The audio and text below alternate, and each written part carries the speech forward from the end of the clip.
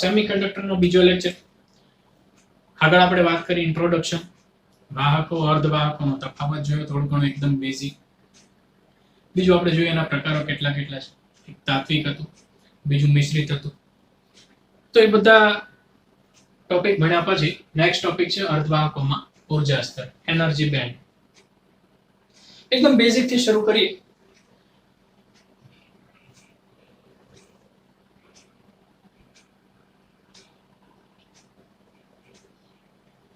Bohr નામનો વૈજ્ઞાનિક હતો. તો બોહર દાદાએ એવું કીધું હતું કે ન્યુક્લિયસની આસપાસ જ્યારે ઇલેક્ટ્રોન ફરતો હોય તો એ કક્ષામાં ઘૂમતો હોય ને, પહેલી કક્ષા હોય, બીજી કક્ષા હોય, ત્રીજી કક્ષા હોય. બોહરે પરમાણુમાં એવું કીધું કે ઇલેક્ટ્રોન એવી જ કક્ષામાં ભ્રમણ કરી શકે. આ બોહરનો નિયમ છે, ન્યુક્લિયસ ચેપ્ટરમાં છે કે ઇલેક્ટ્રોન એવી જ કક્ષામાં ભ્રમણ કરે જેમાં ઇલેક્ટ્રોનની ઉર્જા h/2π ના પૂર્ણાંક ગુણાંકમાં હોય. ફરીથી, ન્યુક્લિયસની ફરતે અણુમાં ઇલેક્ટ્રોન એવી જ કક્ષામાં ફરે કે જેમાં ઇલેક્ટ્રોનની ઉર્જા h/2π ના પૂર્ણાંક ગુણાંકમાં હોય. મતલબ કે ઇલેક્ટ્રોનની ઉર્જા h/2π હોઈ શકે, અથવા 2h/2π હોઈ શકે, અથવા 3h/2π હોઈ શકે, અથવા nh/2π હોઈ શકે. આવું બોહરે કીધું હતું. અને આમાં તમે 1 2 3 4 5 મૂકતા જાઓ n બરાબર, તો n બરાબર 1 એટલે ઇલેક્ટ્રોનની ધરા અવસ્થા કહેવાય. જે આપણે આ બધું છે ન્યુક્લિયસ વાળા ચેપ્ટરમાં. n બરાબર 1 માં ઇલેક્ટ્રોનની ઉર્જા છે -13.6 ઇલેક્ટ્રોન વોલ્ટ. n બરાબર 2 લ્યો તો એમાં ઇલેક્ટ્રોનની ઉર્જા છે -3.4 ઇલેક્ટ્રોન વોલ્ટ. n બરાબર 3 લ્યો તો એમાં એની ઉર્જા છે -1.8 ઇલેક્ટ્રોન વોલ્ટ. આવી બધી રીતે છે. પણ બોહરનો આ નિયમ ન્યુક્લિયસમાં લાગુ પડે છે, પણ અહીંયા આ ટોપિકમાં લાગુ નહીં પડે. તો કે કેમ? આપણે તો ભાઈ ઉર્જા સ્તર જ ભણવાના છે ને, તો આ ઇલેક્ટ્રોનની ઉર્જા તો છે બધી. તો આ ટોપિક અથવા આ કન્સેપ્ટ આમાં કેમ ભાઈ નહીં લાગુ પડે? કારણ કે બોહરે આ જે નિયમ આપ્યો એ સ્વતંત્ર પરમાણુ માટે હતો. મતલબ કે એક સિંગલ અણુ હોય એમાં ઇલેક્ટ્રોનની ઉર્જા આટલી હોય. તો આમાં શું છે? આમાં આપણે આખો સ્ફટિક લેવાનો છે, એક આખો ટુકડો, જેમાં દાખલા તરીકે આપણે સિલિકોન અહીંયા વાત કરવાના છીએ. આખો ટોપિક આપણે સિલિકોન માટે ભણી. તો સિલિકોનનો આપણે એક અણુ તો લેવાનો નથી, આખો સ્ફટિક લઈશું અને આખા સ્ફટિક વિશે વાત કરવાના. માની લો કે આખો આટલો ટુકડો સિલિકોનનો છે. એક અણુ નથી, સિંગલ અણુ, આખો ટુકડો છે. એમાં સિલિકોનના ઘણા બધા અણુ છે. તો આને જે વાત કરી બોહરભાઈએ એક સિંગલ પરમાણુ માટે કરી, અને આપણે કોની વિશે વાત કરવાની છે? આખા સ્ફટિક વિશે. તો અહીંયા તો કેવું થતું હતું કે એક માની લો કે એક અણુ છે, એમાં ઇલેક્ટ્રોન ઘણા બધા છે, તો એની આજુબાજુ કોઈ છે જ નહીં, ડિસ્ટર્બ કરવા વાળું કોઈ જ નથી. પણ સ્ફટિકમાં તો કેવું થાય કે આ અણુની બાજુમાં એક અણુ હોય, આ અણુની નીચે એક અણુ હોય, આ બાજુ એક અણુ હોય. સમજો છો તમે? ઉપર અણુ હોય, અહીંયા અણુ હોય, આની નીચે એક અણુ હોય. તો આમાં જે પહેલા એક ઇલેક્ટ્રોન હતો જેને આજુબાજુ કોઈ જ નહોતું, અને એની ઉર્જા આટલી બધી હતી, n બરાબર 1 2 3 પ્રમાણે આ પ્રમાણે ઉર્જા હતી. હવે એની આજુબાજુ અણુ આવી ગયા બધા. તો આ ઇલેક્ટ્રોનની ઉર્જા શું આટલી જ રહે? નહીં, ચેન્જ થાય. કારણ કે આ ઇલેક્ટ્રોન આનાથી ગભરાશે, ઇલેક્ટ્રોન ઇલેક્ટ્રોન વચ્ચે અપાકર્ષણ થાય, આનાથી ગભરાશે, અપાકર્ષણ, આનાથી ગભરે, બધા ઇલેક્ટ્રોન ઉપર અપાકર્ષણ લગાડશે. તો આ ઇલેક્ટ્રોનની ઉર્જા બાહ્ય કક્ષામાં જે ઇલેક્ટ્રોન છે એની ઉર્જા શું આટલી જ રહેશે? નહીં, ચેન્જ થશે. કેટલી ચેન્જ થશે? તો કે ભાઈ તો ચેન્જ થાય ને. તો આ ઇલેક્ટ્રોનની ઉર્જા માની લો કે અહીંયા સ્ફટિક પૂરો થઈ ગયો, અહીંયાથી પહેલો અણુ છે અને આ બીજો અણુ છે. તો આ ઇલેક્ટ્રોનની ઉર્જા ધારો કે મારે ગણવી છે, અને અહીંયા ઉપર એક જ અણુ છે. સમજો છો ને તમે? 3D માં આની ઉપર એક અણુ છે અને આની નીચે ઘણા બધા અણુ છે. તો આ ઇલેક્ટ્રોનની ઉર્જા મારે ગણવી હોય તો આની આ બાજુ એક અણુ, આ બાજુ એક અણુ, માની લો અહીંયા નીચે એક જ અણુ છે, અને આ બાજુ એક અણુ, ઉપર એક અણુ, નીચે એક અણુ છે. ઓકે, તો એ પ્રમાણે છે. આની ઉર્જા આના જે બાહ્ય ઇલેક્ટ્રોનમાં જે ઉર્જા છે, આની ઉર્જા કેટલી થાય? તો કે આની બાજુમાં 2 ઇલેક્ટ્રોન છે, નીચે એક ઇલેક્ટ્રોન, પાછળ એક ઇલેક્ટ્રોન, ઉપર એક ઇલેક્ટ્રોન, આ બાજુ માની લો અહીંયા સુધી છે. સમજો છો તમે? તો આ ઇલેક્ટ્રોનની ઉર્જા અને આ ઇલેક્ટ્રોનની ઉર્જા હું હરખી હશે નહીં. આ ઇલેક્ટ્રોનની ઉર્જા અને આ ઇલેક્ટ્રોનની ઉર્જા સરખી હશે નહીં. દરેક ઇલેક્ટ્રોનની ઉર્જા હરખી હશે. માની લો કે એક સાથે બહુ બધા અણુ છે, તો બીજો જે છે ઇલેક્ટ્રોન છે, બીજો ઇલેક્ટ્રોન, એની આગળ ઘણા બધા ઇલેક્ટ્રોન, એની પાછળ એક ઇલેક્ટ્રોન, એની આગળ વાળો ઇલેક્ટ્રોન છે એની પાછળ બે ઇલેક્ટ્રોન, આગળ બીજા ઘણા બધા. સમજો છો? ધારો કે 10 જણા લાઈનમાં ઊભા હોય, તો બીજો જે અણુ છે, બીજો એની પાછળ એક જણા, એની આગળ 9 જણા કે 7 જણા, ત્રીજો છે એની પાછળ 2 જણા, એની આગળ ચેન થઈ જાય ને. મતલબમાં દરેક ઇલેક્ટ્રોનની ઉર્જા અલગ અલગ હશે. આખો કહેવાનો મતલબ એમ છે કે આખા સ્ફટિકમાં જેટલા ઇલેક્ટ્રોન હશે એ બધા જ ઇલેક્ટ્રોનની ઉર્જા અલગ અલગ હશે. જો સમજો, દરેક ઇલેક્ટ્રોનની ઉર્જા અલગ અલગ હશે. સમજો છો? તો સિલિકોનના સ્ફટિકમાં દરેક ઇલેક્ટ્રોન, જેટલા પણ ઇલેક્ટ્રોન છે, બધા ઇલેક્ટ્રોનની ઉર્જા અલગ અલગ હશે. બરાબર. કારણ કે બધા ઇલેક્ટ્રોન અલગ અલગ જગ્યાએ છે, આ બધાનું સ્થાન અલગ અલગ છે. અહીંયા સ્થાન હોય તેની આ બાજુ સમથિંગ ઇલેક્ટ્રોન, આ બાજુ સમથિંગ ઇલેક્ટ્રોન, ઉપર સમથિંગ, નીચે સમથિંગ, આ બાજુ આવી જાવ તો પાછું ચેન થઈ જાય. સમજો છો? તો બધા ઇલેક્ટ્રોનની ઉર્જા અલગ અલગ હશે. તો હવે કઈ રીતે ઉર્જા ગણવી? તો એની માટે થિયરી છે એનર્જી બેન્ડ. તો મેં તમને એ સમજાવ્યું કે ઉર્જા સ્તર સમજવું શું કામ પડે. બરાબર, ઉર્જા સ્તર એક સ્તર તો આપણી પાસે હતું, પણ આ થિયરી સ્પેશિયલ હું કામ સમજવાની? એક ઉર્જા સ્તર તો આપણે ન્યુક્લિયસના ચેપ્ટરમાં ભણી ગયા, પણ સ્પેશિયલી સેમિકન્ડક્ટરમાં સ્ફટિક જ્યારે હોય, સ્ફટિક એક અણુ નહીં, સ્ફટિક હોય ત્યારે ઉર્જા સ્તર સમજવાની શું કામ જરૂર પડે? બરાબર, તો એની માટેની આ થિયરી છે. તો સમજી લ્યો કે સિલિકોન માટે લઈએ તો હું ભૂસી નાખું છું, આની કોઈ જરૂર નથી.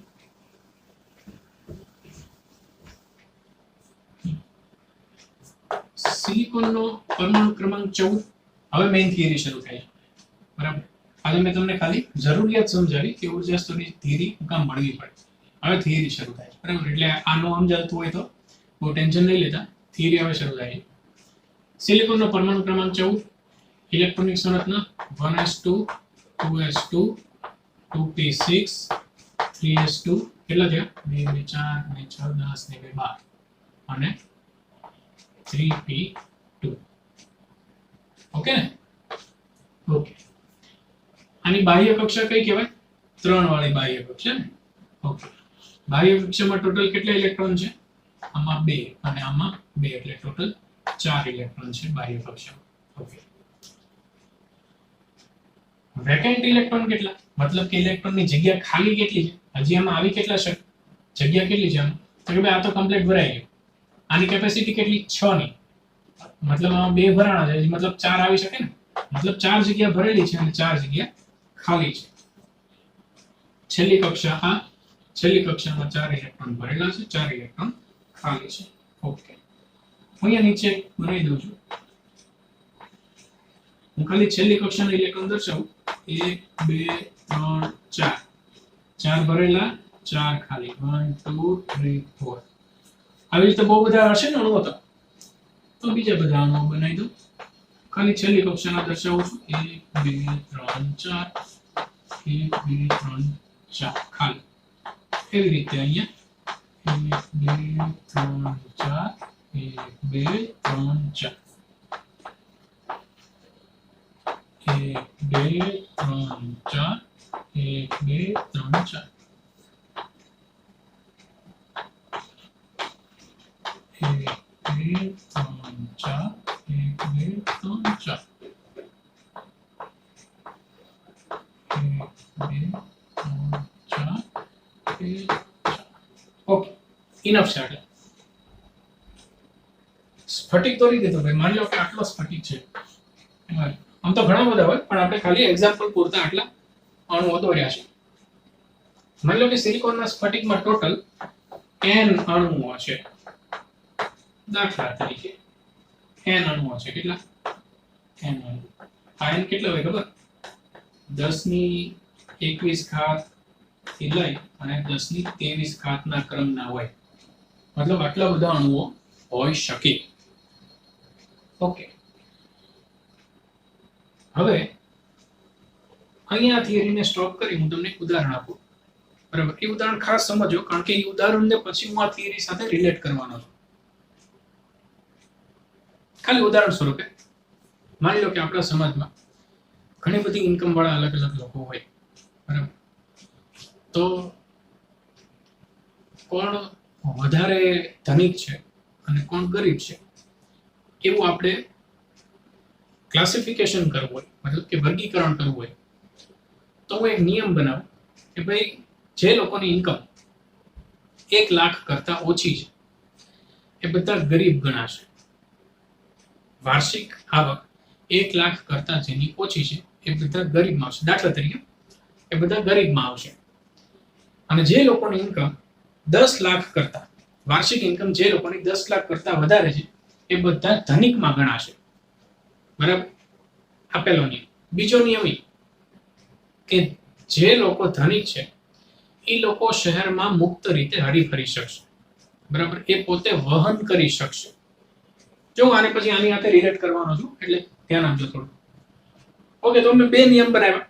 પહેલો નિયમ એ કે જે લોકોની ઇન્કમ 1 લાખ કરતા ઓછી છે એ ગરીબ છે, જે લોકોની ઇન્કમ 10 લાખ કરતા વધારે છે એ લોકો ધનિક છે. હવે સમજ, બધાની ઇન્કમ 1 લાખ કરતા ધારો કે ઓછી ગણો તો કોઈની ઇન્કમ 60,000 હશે, કોઈની 65,000 હશે, કોઈની 68,000 હશે, કોઈની 72,000 હશે, કોઈની 40,000 હશે. અલગ અલગ હશે ને બધાની ઇન્કમ. ઓકે, હવે માની લો કે કોઈ એક માણસ છે, એને લોટરી લાગી ઓચિંતાની, બરાબર?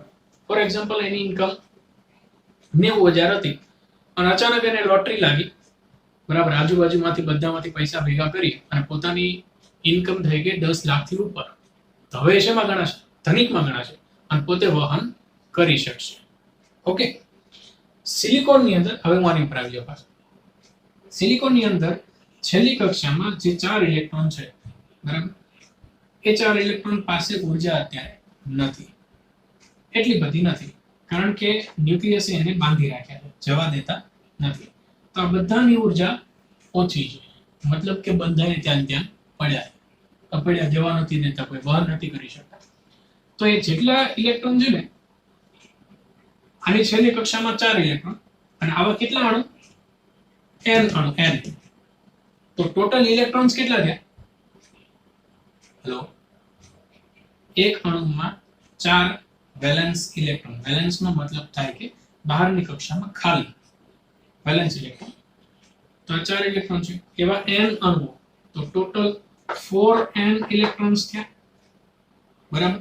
અને આગળની થિયરીમાં મેં હમણાં તમને કીધું કે દરેક ઇલેક્ટ્રોનની ઉર્જા અલગ અલગ હોય. તો 4n ઇલેક્ટ્રોન્સ અને દરેકની ઉર્જા અલગ અલગ, તો ટોટલ ઉર્જા સ્તરો કેટલા થાય? આ એક ઇલેક્ટ્રોનનું ઉર્જા સ્તર, આ બીજા ઇલેક્ટ્રોનનું, ત્રીજા ઇલેક્ટ્રોનનું, એવા કેટલા ઇલેક્ટ્રોન છે? 4n ઇલેક્ટ્રોન અને દરેકની ઉર્જા અલગ અલગ. તો દરેક માટે મેં એક એક લીટી દર્શાવી, એટલે ટોટલ ઉર્જા સ્તરો કેટલા થયા? 4n. બીજી વાત, 4 ઇલેક્ટ્રોનની જગ્યા ખાલી છે, હે ને? અને કોઈ પણ ઇલેક્ટ્રોન વહન કરે, માન લો કે અહીંયાથી આ ઇલેક્ટ્રોન છટકી ગયો અને વહન કર્યો, તો હવે જશે ક્યાં? અહીંયા કૂદકો મારશે, ખાલી જગ્યા છે ત્યાં, પછી અહીંયા કૂદકો મારશે, અહીંયા મારશે, અહીંયા મારશે, વહન કરશે ને? તો ઇલેક્ટ્રોનનું વહન કરવા માટે એને કઈ જગ્યાનો યુઝ કર્યો? જે ખાલી છે, બરાબર? અને ખાલી છે એમાં એનું વહન થયું. તો વહન કરે કોણ હતા? હમણાં મેં એક્ઝામ્પલમાં કીધું, ધનિકો. તો ધનિકોની તો ઇન્કમ વધારે હતી ને, મતલબ કે ઇલેક્ટ્રોન જે બહુ બધી ઉર્જા લઈને અહીંયાથી છટકી ગયો, મતલબ એની પાસે બહુ બધા પૈસા આવી ગયા અને બહાર રખડવા મળ્યો, વહન કરવા મળ્યો, તો એની ઉર્જા કેટલી થઈ ગઈ? 10 લાખથી વધારે. તો માની લો કે હું અહીંયા બીજો ઉર્જા સ્તર દોરું કે જેની ઉર્જા 10 લાખથી વધારે છે.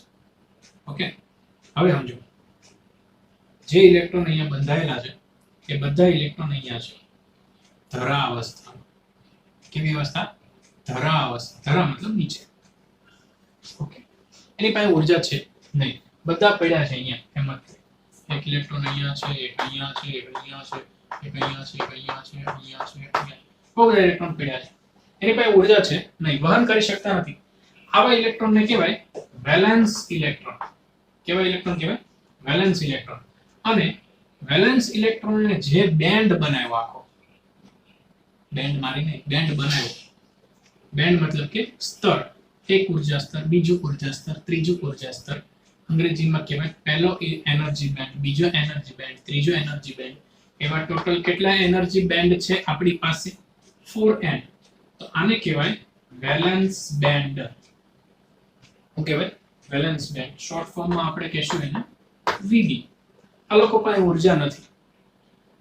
ધારો કે કોઈ રીતે લોટરી બોટરી લાગે છે અને આ ઇલેક્ટ્રોનની અંદર ઉર્જા આવી જાય છે, તો ઇલેક્ટ્રોન જમ્પ કરી અહીંયા કૂદ્યો, અહીંયા આવી ગયો, બરાબર. તો હવે વહન કરી શકશે ને, બરાબર. અહીંયાથી જે ઇલેક્ટ્રોન છટકી ગયો તો એમાં વહન કરશે, તો એ પાસે ઉર્જા આવી ગઈ અને વહન કરવા માંડ્યું.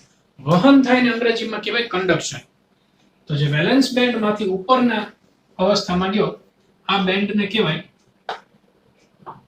Conduction band. કેવો કહેવાય?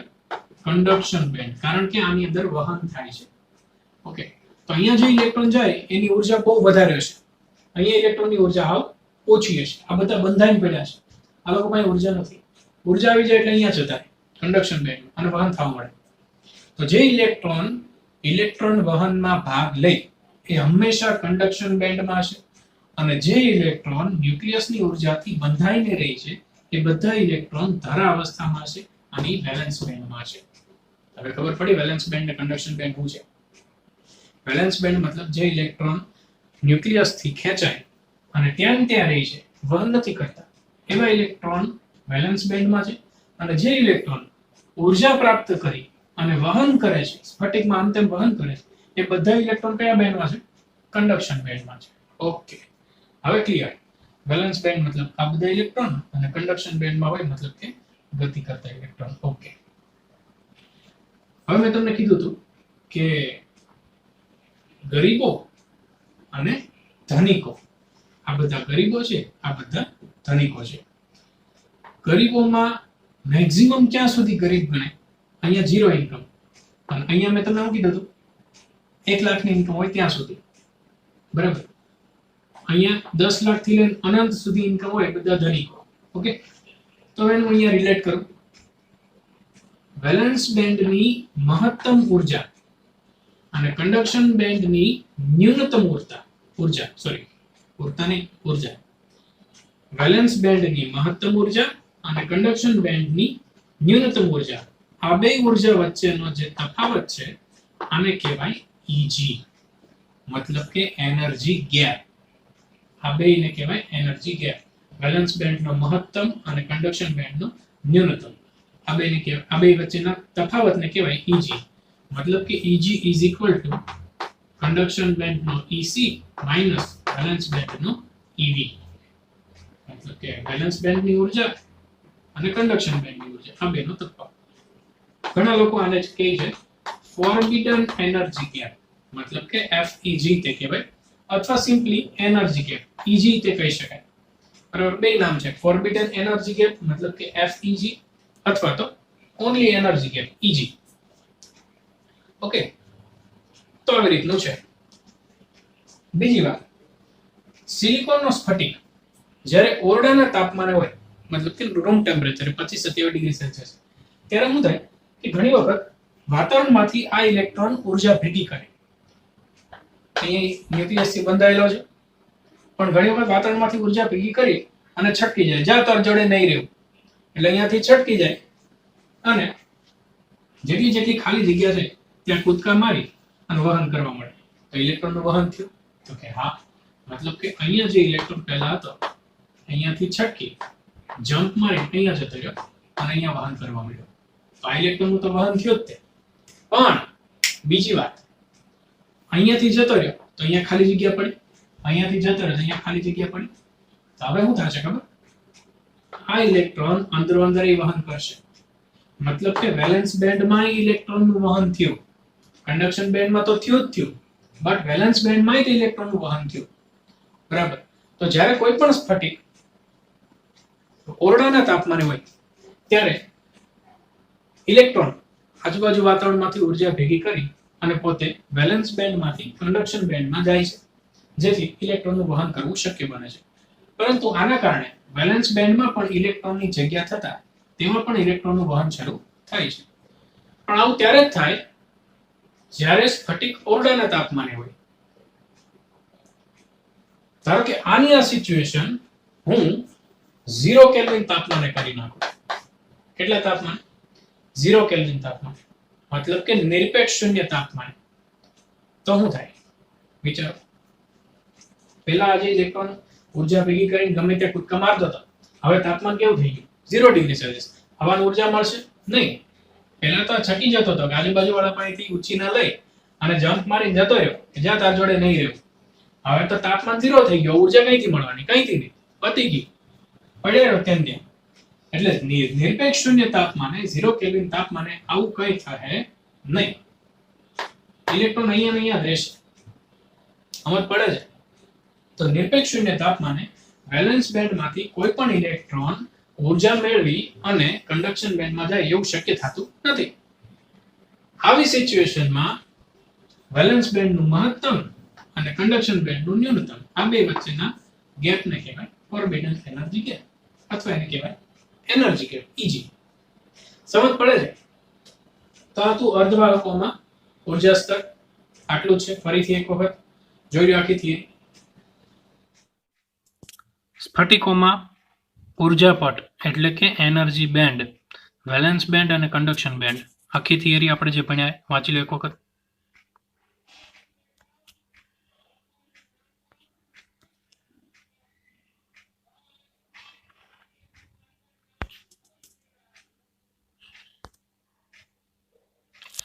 શૂન્ય કેલ્વિન તાપમાને, નિરપેક્ષ તાપમાને સિલિકોન અને જર્મેનિયમ એમાં ઉર્જા સ્તરો દરો.